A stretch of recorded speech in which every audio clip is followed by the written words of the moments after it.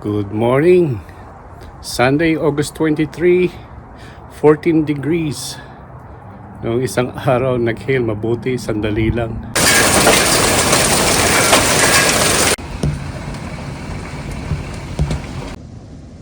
Sumisilong mga sasakyan under the trees. Mabuti, konti lang ang damage. Yung kalimitan yun. Yan, yung malaking kahoy na yan, na puno. Sa mga kamatis, konti lang. Dahon lang ang na-damage.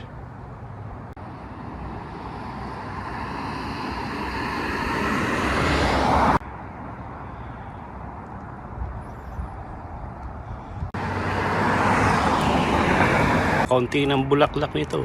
Lumalamig na kasi.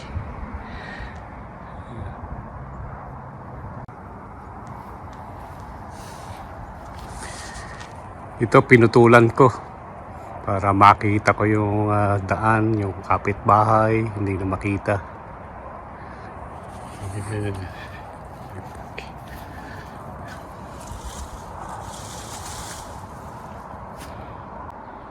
Mga 18 inches ang naputol ko dyan.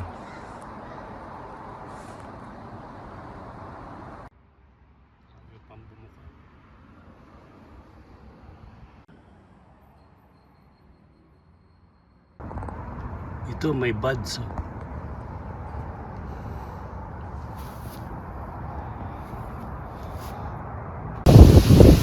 Biglang kumangin. Bigla siyang kumangin. Ayan, may nalaglag na dalawa. Nalaglag na dalawang apple. Laki pa naman. So ayan, maasim pa yan.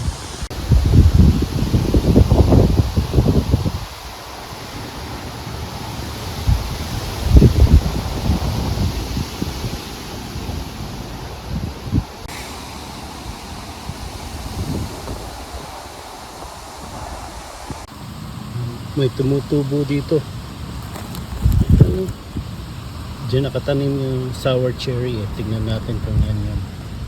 Naputol siya nung malakas na hangin.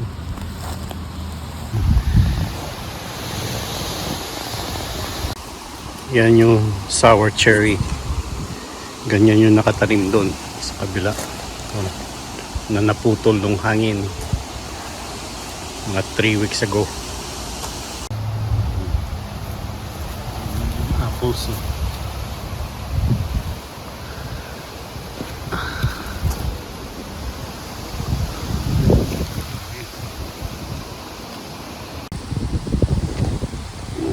Nalaglag. Dalawang nalaglag.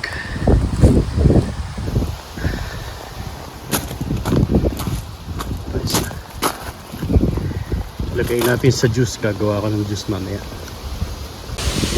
Nilagyan ka ng tuko to. Baka maputol din.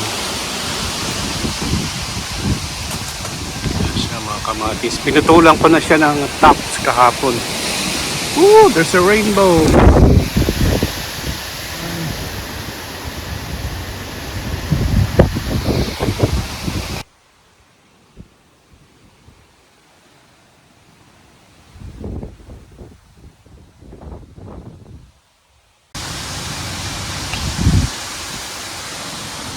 Laki na jalapeno. Kumuha ako dyan 3 ng isang araw.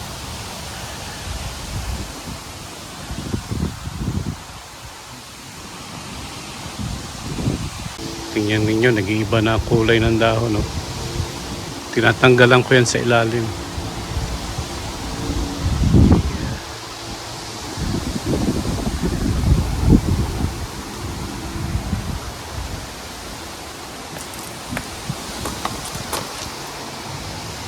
Itong punong to, 4 pala. Nakita ko 4 ang bunga. So that's it for now for our update. Next week ulit. Bye for now.